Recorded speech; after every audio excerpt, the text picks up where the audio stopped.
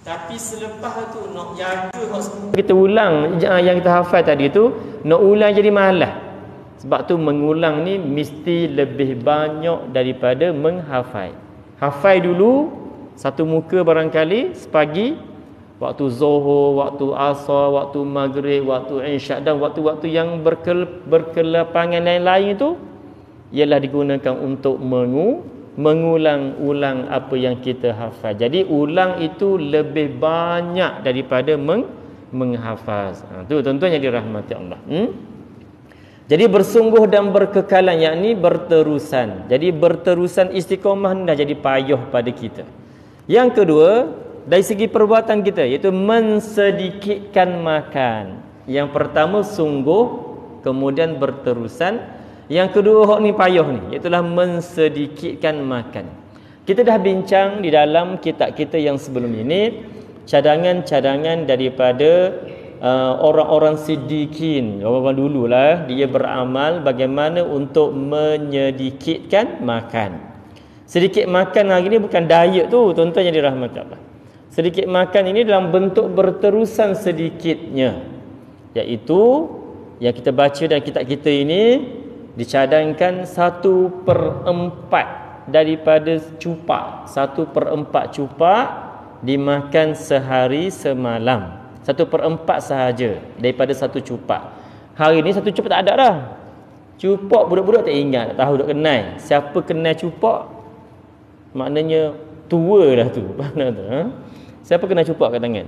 Dia kenal cupak maksudnya dah tua. Pasal budak-budak dia tak kenal cupak. Mereka tak kenal. Sebab cupak dah tak ada dah hari ni. Kita beli beras semuanya pakai timbang kilo. Beli gandum pun kilo, beli minyak pun kilo. Jadi orang dulu dia beli beras, beli gandum, beli apa sahaja menggunakan cupak dari segi timbangan. Namun cupak tak ada dah. Walau bagaimanapun cupak ini masih diambil kira di dalam pengiraan zakat. Macam tu, satu cupak, tuan-tuan. Jadi hari ini cupak dah tak ada, ditukar kepada kilogram. Maka diambillah satu cupak bersamaan dengan 700 ataupun 750 gram. Lebih kurang macam itulah. Dikira satu cupak. Jadi ambil tadi, kita ambil mudahnya 1/4 daripada 750 gram. Contoh macam tu. Jadi 1/4 tadi itulah dimakan ataupun dimasak untuk sehari semalam. Jadi makanan mana? Makanan ruji. Iaitulah contoh kita beras lah. 1/4 daripada 750 gram dimasak untuk dimakan sehari semalam. Itu maksud mensedikitkan makan. Balik rumah, cari beras tadi, timbang ambil 750 gram, kemudian 1/4 daripadanya bagi 750 gram bagi 4. Jadi 1/4 tadi itu sahaja dimakan sehari semalam. Sikit sangat je tuan-tuan. Tak sampai satu cawan pun. Kalau dimasak dimakan untuk 24 jam.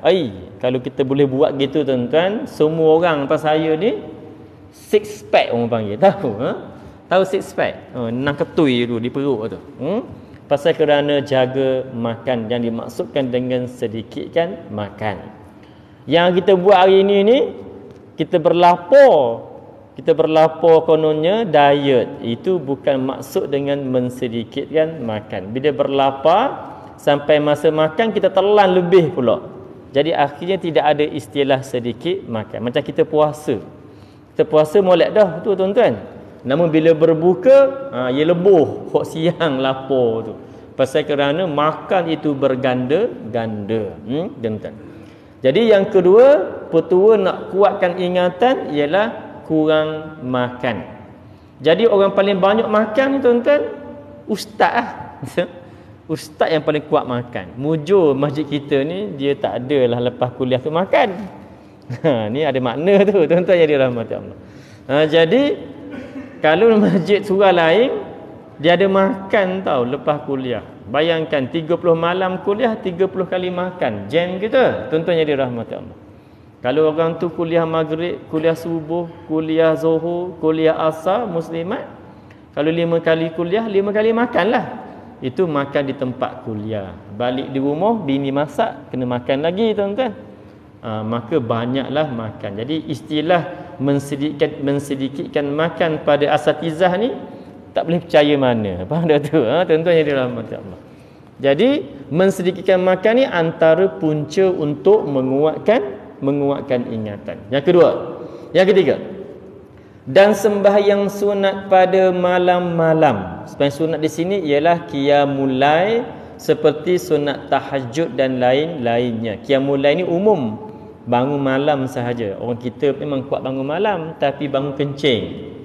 Bangun kencing tak apa lagi, jangan kencing, jangan kuat kencing. Kencing tak ada masalah, tapi jangan kuat kencing. Istilah hari ini istilah budak-budak muda. Kita pun tak faham. Rupanya kencing ni maksudnya tipu, tuan-tuan. Dulu mana ada terguna kencing?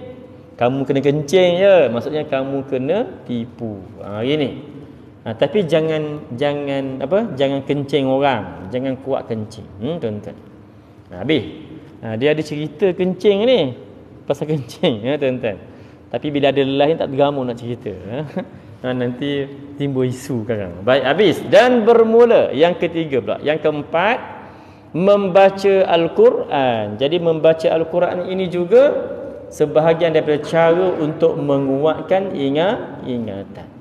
Terus beramal dengan membaca saban hari, saban malam. Jangan tinggal. Ada ruang, ada masa. Contoh nak mudahnya, kita ambil waktu solat 5 kali sehari, 5 kalilah bacaannya. Nak mudahnya tuan-tuan, secara berterusan untuk kita tidak tinggalkan membaca ialah ambil selepas solat. Contoh selepas subuh baca semuka. Dah. Lepas zuhur baca semuka, lepas asar baca semuka. Maknanya kita akan berterusan tanpa meninggalkannya. Tapi walaupun semuka, mungkin dalam 5-6 ayat, berat nak buat tu tuan-tuan, bukan senang. Kita boleh buat pada bulan Ramadan je. Dah habis Ramadan dah. Payah nak buat. Dulu saban malam kita boleh tadarus sampai 12 malam. Kita boleh semayang bermula pukul 10 malam. Sekarang mana boleh dah, walaupun isyak dah habis pukul 9. Kita semayang habis pukul 9, tak mungkin lagi kita boleh buat baca Quran sampai pukul 10 malam selepas isyak sekarang. Sebab apa? Sebab bukan Ramadan. Dulu kita boleh tunggu tazkirah Ramadan pukul 11 malam. Sekarang bolehkah kita tunggu kuliah maghrib kita buat lepas isyak? Tak boleh dah tuan-tuan. Cuba buat contoh lah. Okey, maghrib kita tangguh. Kuliah kita tangguh, kita buat lepas isyak macam waktu tazkirah sebelum ni. Mampu tak ada orang tunggu. Balik belaka. Pasal apa? Pasal bukan Ramadan. Tapi bila Ramadan kita boleh tunggu tuan-tuan. Ada tempat yang saya pergi pukul 11 malam baru nak mula tazkirah. Tapi boleh ada tunggu. Sampai 11.30 ditunggunya. Itu peliknya. Cuba kita buat sekarang pukul 11 ceramah. Boleh mula? Boleh tunggu? Tuan-tuan, tak ada tunggu dah. Pasal itulah keberkatan Ramadan itu sendiri. Jadi, membaca Al-Quran antara petua yang keempat yang disebut oleh pengarang untuk menguatkan ingatan. Yang pertama, bersungguhlah. Yang kedua, sedikit makan. Yang ketiga, sembahyang sunat pada waktu malam. Terutamanya 2/3 malam lah. Iaitulah sebelum masuknya waktu subuh ataupun solat fajar. Jadi 2/3 malam ini antara malam-malam yang terbaiklah untuk kita. Masa-masa terbaiklah untuk kita membaca, menghafal sebagainya. Yang keempat, membaca Al-Quran itu setengah daripada asbab bagi peringatan. Jadi orang yang tak pernah ada dalam Quran dan kepala dia, selalunya dia cepat nyanyuk. Jadi nak elakkan nyanyuk sebelum kita tua nanti tuan-tuan, banyakkanlah membaca ataupun menghafaz. Sebaik-baiknya hafal lah. Tak mampu nak hafal, baca sokmo. Baca secara berterusan, insya-Allah kita akan dielakkan daripada penyakit nyanyuk di hujung-hujung usia kita. Kerana penyakit nyanyuk ini walaupun nampak tidak ada lagi taklif kepada kita, tapi ia satu kerugian yang besar kepada kita dan orang lain. Kerana dia menyusahkan orang lain untuk menjaga kita. Kan payah tu. Tuan-tuan. Dikatakan tiada sesuatu yang terlebih menambahkan peringatan lebih daripada membaca Al-Quran. Tidak ada apa perkara petua lain yang lebih baik daripada membaca Al-Quran untuk menguatkan ingatan. Jadi pelajar-pelajar tahfiz umpamanya, mereka ni kuat ingatan tuan-tuan. Lebih-lebih lagi mereka berjaya menghafal 30 juzuk. InsyaAllah selalunya anak-anak tahfiz ini, bila dia berjaya menghafal 30 juzuk, bagilah subjek lain dia mudah ingat fakta-faktanya. Sebab tajam fikiran mereka itu disebabkan kerana sudah biasa mengasuh, menajamkan akal fikirannya dengan menghafaz Al-Quran. Ya sudah tentulah orang yang berjaya menghafaz dan mengingat Al-Quran itu lebih tajam otaknya berbanding orang yang tidak pernah menghafaz Al-Quran. Jadi tuan-tuan nak uji tajam tak tajam otak kita, cuba hafal. Dalam masa setengah jam berapa ayat kita boleh ingat. Tuan-tuan. Tok guru kami dulu ajar, dia bagi satu teks tau. Siapa lambat ingat, kaki maksiat dia kata. Dia bagi satu teks suruh hafal dalam masa 2-3 minit. Siapa tak ingat, dia kaki maksiat. Tu uji dia. Boleh uji sini. Bagi satu ayat, kita hafal dalam masa 5 minit. Siapa tak ingat, kaki maksiat. Jeng kita tuan-tuan. Tiba-tiba hok tak ingat tu ustaz. Hok cepat ingat tu orang lain. Kan payah juga tu. Baik. Dikatakan tiada sesuatu yang terlebih menambahkan peringatan lebih daripada membaca Al-Quran dengan tilik dan bermula membaca Al-Quran dengan tilik. Tilik tu maksud tengok lah. Tengok kepada Al-Quran. Membaca sambil tengok. Membaca sambil tengok. Sebab membaca sambil tengok ni maknanya dah hafal lah. Kalau membaca tanpa tengok, orang yang dah hafaz. Membacakan dengan tilik kepada mushaf itu afdal kerana sabdanya alaihi salatu wassalam, afdalul a'mal amta al-Quran, amtal Quranu mana? Tak nampak. Afdalul a'mal amta qiraatul Quran nazaran. Baik, artinya bermula yang terlebih afdal amalan umatku, bukan amta tu ummati. Ini sila eja di situ. Afdalu a'mal ummati qiraatul Qur'ani nazran, macam tu. Bagus betul. Artinya bermula yang terlebih afdal amalan-amalan umatku itu membaca Quran dengan tilik. Ummati di situ tuan-tuan. Sebaik-baik, selebih-lebih sebaik-baik afdal amalan di kalangan umatku kata Nabi, orang yang membaca Al-Quran tengok mushaf tu, tengok mushaf. Sebab di antara perkara-perkara yang boleh mendatangkan pahala hanya dengan melihat, iaitulah ada beberapa perkara. Yang pertama, tengok mushaf. Boleh pahala dah, walaupun tak reti baca. Tengok je Quran itu, mushaf tu Quran lah. Tengok Quran itu walaupun tak reti baca. Hari ini kita mengaji ni ada kitab. Tengok kitab tu boleh pahala dah walaupun tak reti nak baca. Faham tu? Ambil kitab tu orang bagi tu, ambil tengok tuan-tuan. Walaupun tak reti nak baca. Pegang sejam. Kita pun sudah mengaji Sadaqallahul Azim. Kita sambung bulan depan. Tutuplah kitab tadi. Tutup kitab baru perasan terbalik rupanya. Kita pegang dah sejam dah. Nak rayaknya memang betul-betul buta huruf sungguh lah. Tuan-tuan yang dirahmati Allah. Jadi pegang kitab tu, tengok boleh pahala dah. Yang pertama. Yang kedua, tengok muka mak ayah kita, boleh pahala. Tengok muka mak ayah, tengok je. Tenung muka orang tua tu. Tuan-tuan. Orang tua ni dia suka tengok anak-anak dia. Tapi kita tak suka tengok muka mak ayah dia. Padahal tengok muka mak ayah ni boleh pahala. Ni. Yang seterusnya ialah tengok Kaabah. Tengok Kaabah tu boleh pahala. Sebab tu orang pergi umrah macam haji kita ni. Ya haji ni Haji Abu ni, balik umrah ni, umrah Abu ni kan. Dia duduk saja depan mataf tu, duduk di mataf tu, tempat orang pusing-pusing tu, mataf tu lah. Tak tawaf tu kan. Tengok je Kaabah, tengok. Tengok tu boleh pahala walaupun tak semayang, tengok saja je. Letih dah semayang ni. Maka tengok sahaja dah boleh pahala. Tengok saja tuan-tuan. Tak buat apa-apa lagi, tengok. Kemudian tengok suasana, iaitulah tengok suasana apa dia? Pemandangan.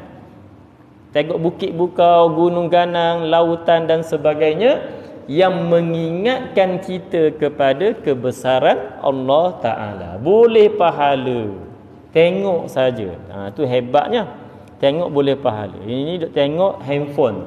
Tengok handphone belum tentu boleh pahala. Sebab dalam handphone ni macam-macam. Tengah mengaji umpama dia dalam handphone. Tiba-tiba boleh keluar iklan. Tengah mengaji tu. Ya, sebab mengaji sekarang ni dia online umpamanya kan. Bila online ni dia ada iklan. Keluar orang telanjang tengah mengaji. Jangan kita berhenti mengaji sekejap. Ya, ke berhenti tutup, rupa berhenti tengok. Tuan-tuan yang dirahmati Allah. Jadi di situ masalahnya. Sebab tu mengaji sebaik-baiknya pegang mushaf lah. Tapi kadang-kadang bagus juga ada ni tak perlu ambil wuduk dan sebagainya. Jadi itu tuan-tuan adalah pro dan kontra. Jadi amalan umatku itu membaca Al-Quran dengan tilik, dengan tengok, supaya terpeliharalah makhraj huruf dan tajwid dan lain-lainnya. Melihatlah oleh Syaddad bin Hakim, nama orang, akan setengah daripada saudaranya sama Islam. Kemudian daripada matinya di dalam tidurnya, maka berkata ia bagi saudaranya, tuan-tuan, dia ni mati tengah tidur. Apa benda yang engkau dapat akan dia terlebih beri manfaat apa benda yang engkau dapat akan dia terlebih memberi manfaat? Ditanya, berkata ia apabila membaca Al-Quran dengan tilik, dengan tengok.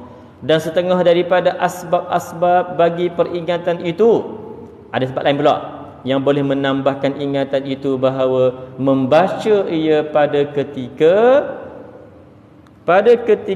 ketika mengatakan betul. Tak nampak tuan-tuan ejaan dia. Kitab yang ia baca, baik akan dia dan mutalaah akan dia dengan bismillahi subhanallah walhamdulillah wala ilaha illallah wallahu akbar wala haula wala quwwata illa billahil aliyyil azizil alim. Adada kulli harfin kutiba wa yaktubu abadan abidina wa dahrad dahirina. Dan bahawasanya, ini contoh zikir yang diberi oleh pengarang kitab kita ini untuk menambah ingatan. Amalkan je kata. Antaranya zikir yang biasa kita pakai ni je.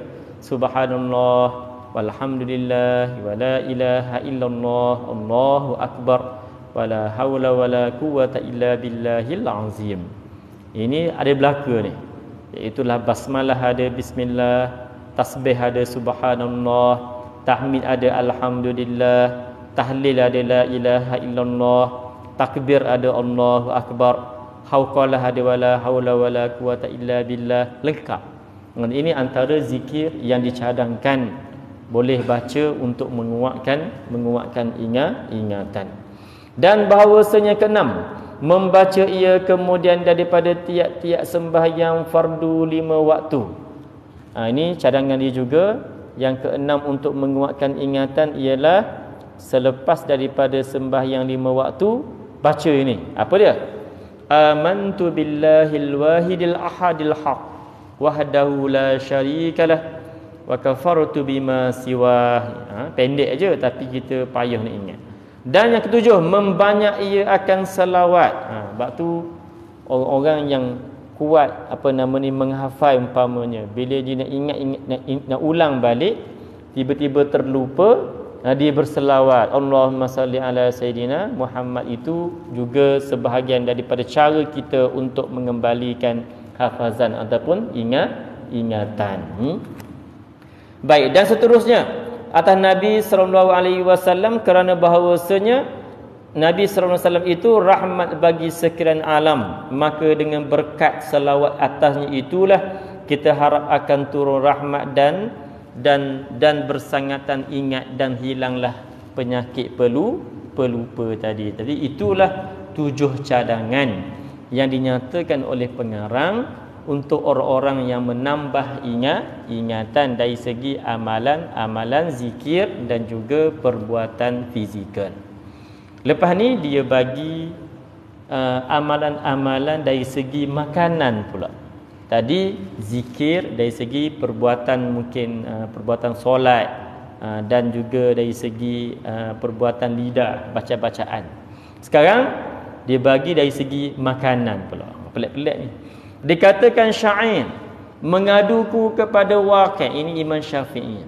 Syakautu ila Waqi' bi anna su'i hifzi. Imam Syafi'i mengadu kepada gurunya Waqi' akan buruknya ingatanku. Maka kata guru dia, al ilmu nurun wa nurun la yahdi lil 'asi. Ilmu itu cahaya, dan cahaya ini tidak akan duduk pada orang-orang yang hatinya ada banyak maksiat.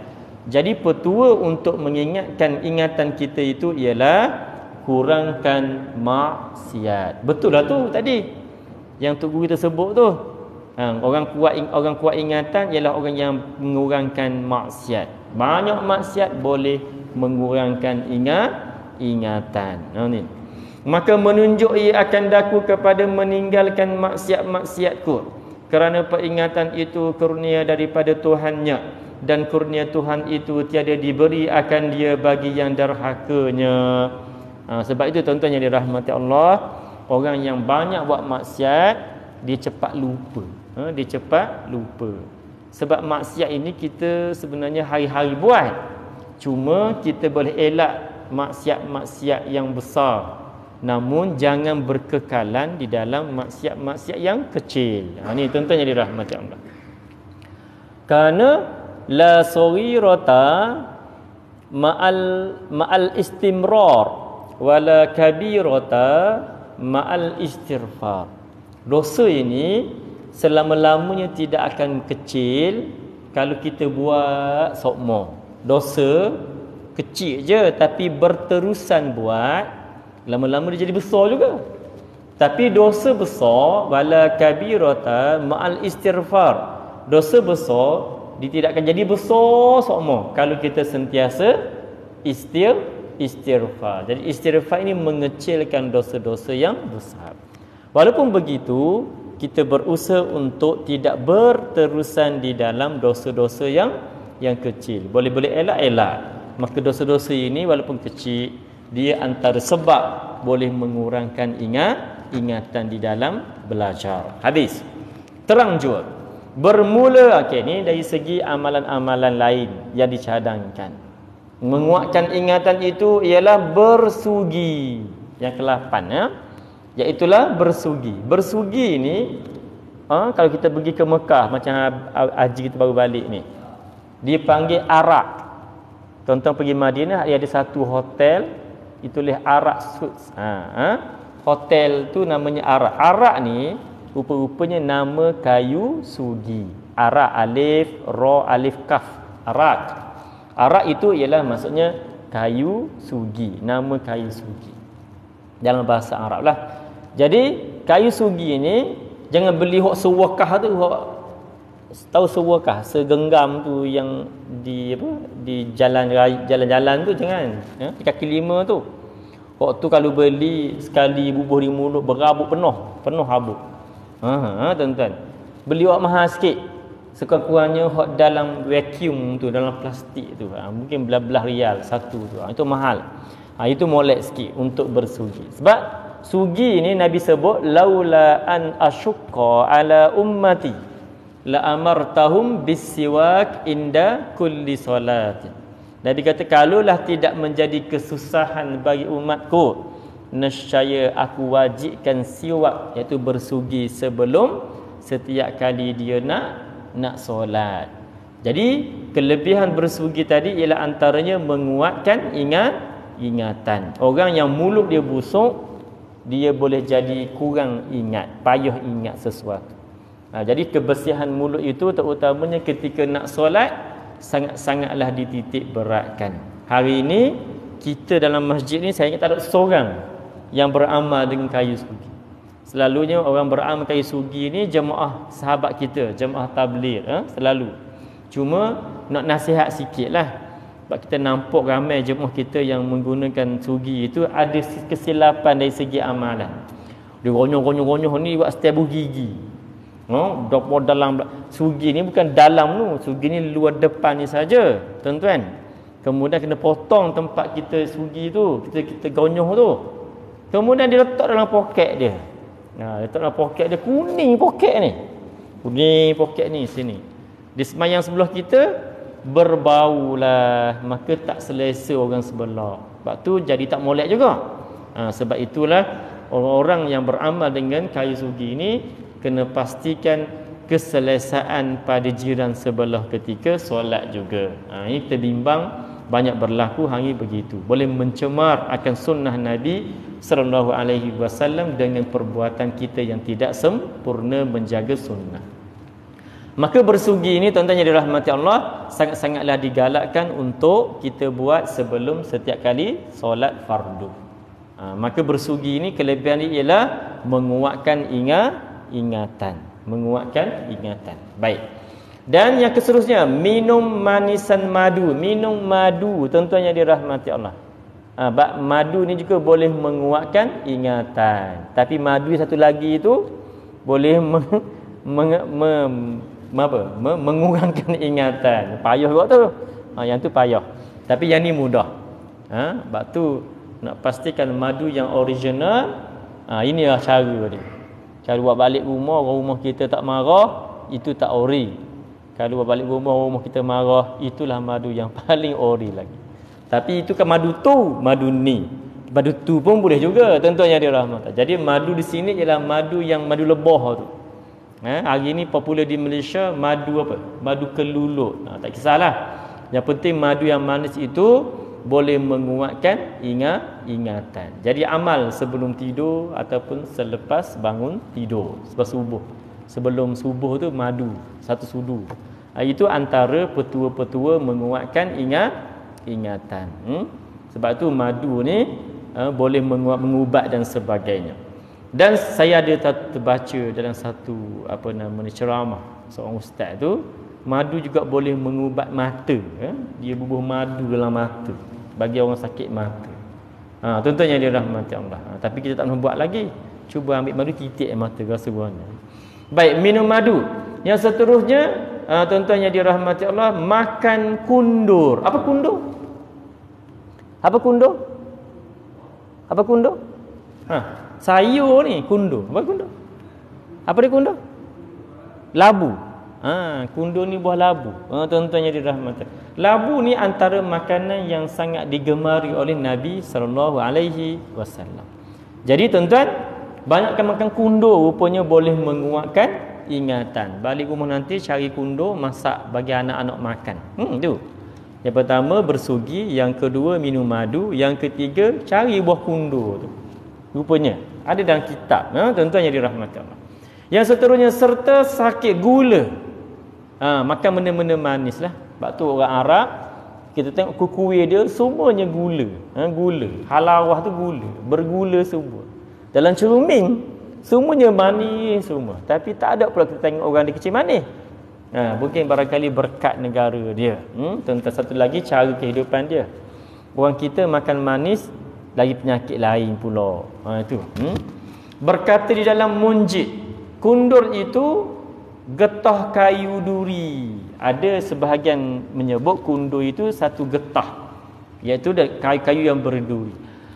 Ada satu lagi saya baca dalam kitab yang lain, dia maksudkan dengan getah kayu duri ini yang popular satu ketika dulu tu, yang orang buat buah pinggang tu. Apa dia? Yang serbuk warna putih itu. Terkenal sebelum ni, sekarang senyap lah. Getah kayu tu dia kisar, dia jadi berhabuk, kemudian boleh dibuat jus minum. Dikata dipanggil gam arak ke apa? Gam arak ni. Tuan-tuan, boleh buat buah pinggang katanya. Sebelum ni popular lah, sekarang senyap. Tuan-tuan, itu juga termasuk di nama getah kayu dulu tadi. Dan makan 21 biji buah zabib. Buah zabib apa dia? Buah kismis. Zabib ialah kismis. Tuan-tuan yang dirahmati Allah. Kismis ni ialah anggur kering. Anggur yang telah dikeringkan. Kalau anggur besar tu dia panggil inab. Dia panggil inab. Dan tu zabib, anggur kecil tu yang telah dikeringkan, yang kecut tu. Jadi tuan-tuan, makan zabib ini ada petua dia, iaitu 21 biji sehari. Sebab tu kita beli dalam botol yang dijual oleh tok guru mana yang buat apa nama ni, dia baca ayat-ayat ruqyah di dalam buah zabit tadi, kismis, dia bagi petua makan 7 biji sekali makan. 7, 14, 1, 3 kali makan. Jadi sekali makan 7 biji saja. 7 pagi, 7 tengah hari, 7 malam. Sebab petua dia ialah 21 biji sehari semalam. Kalau lebih boleh, tak ada masalah. Tetapi dalam kitab kita ni lebih makan buah zabit dia jadi balgham. Balgham mana apa? Qahar. Makan banyak dia jadi qahar. Sebab tu jangan makan lebih, dia kata. Tuan-tuan ya. Jadi makan dia 21 biji. Okey, ini yang keberapa dah lah. Mula-mula bersugi, kemudian makan madu, yang ketiga makan buah kundur, yang keempat makan buah zabib. Itulah buah kismis sebanyak 21 biji. Ini menguatkan ingatan ni. Maknanya balik boleh beritahu kepada anak-anak ataupun kita sediakan untuk mereka. Maka pada tiap-tiap hari sebelum makan apa-apa, maknanya sebelum sarapan, mulainya makan buah zabib tadi, semuanya itu membawa kepada peringatan. Semuanya tadi yang kita sebut-sebut ni semuanya boleh menguatkan ingatan dan menyembuh ia akan daripada kebanyakan daripada sakit-sakit dan penyakit-penyakit. Jadi makan yang kita sebut tadi juga boleh mengubat penyakit di samping menambah ataupun menguatkan ingatan. Bersugi, makan madu, makan kundur dan juga makan buah zabib sebanyak 21 sebelum sarapan. Semuanya ini boleh menguatkan ingatan dan menghindar penyakit. Habis. Dan tiap-tiap yang mensedikitkan balgham. Ni balgham tadi. Balgham mana apa? Balgham maknanya kahak. Kahak ni kalau dia mari nak tidur tak boleh. Sebab dia apa? Dia geli dan tekak ni. Nak kehek keluar tak boleh. Nak telan tak pergi. Jadi dia duduk tepek sini. Susah tu tuan-tuan. Sebab itu antara petua nak hilangkan balgham ialah makan buah zabib, makan buah kismis. Boleh mengurangkan balgham dan basahan-basahan di dalam tubuh dan badan itu menambah ia akan peringatan, dan tiap-tiap yang menambahkan pada balgham membawa ia kepada banyak pelupa. Jadi bila banyak kahak ni maknanya kita banyak makan. Bila banyak makan, banyaklah sifat pelupa itu datang. Jadi tuan-tuan yang dirahmati Allah, jadi balgham ini antara petua tadi ialah makan buah zabib. Boleh mengurangkan balgham. Namun kalau makan banyak zabib menambah balgham pula. Tapi ada di sana petua lain, iaitulah antara nak hilangkan balgham makan roti kering. Ni ada dalam ni. Makan roti kering. Orang sini dia panggil roti kepala lutut. Betul tak? Roti kepala lutut lah roti kering tu. Kami panggil roti kerah. Roti kayu tu kan. Roti kerah ini selalunya ada pada musim tengkujuh. Orang musim banjir banyak roti tu. Sebab roti tu dia tak masuk angin. Tuan-tuan. Cicoh dengan kopi o ataupun teh o pada waktu hujan. Seronok tu tuan-tuan, sedap.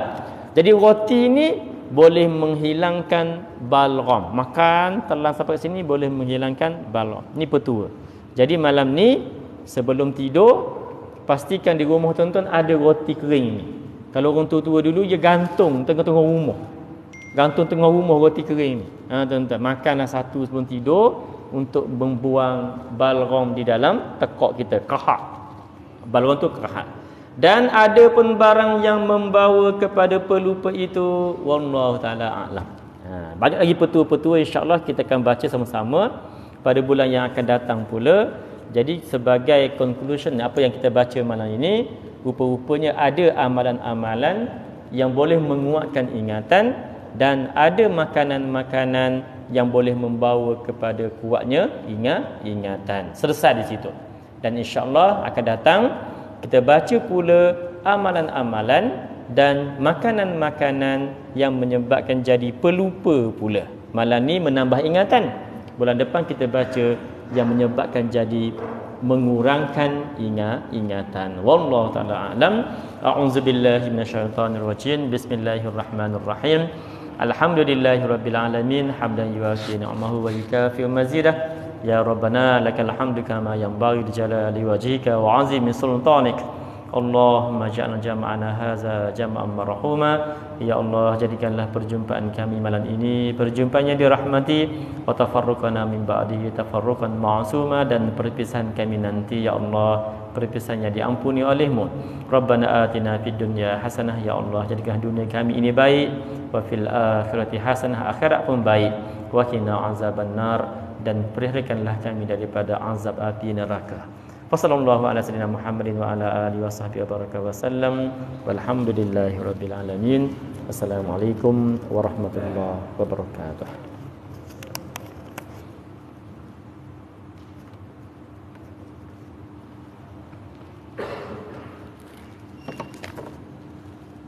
Terima kasih, Pak.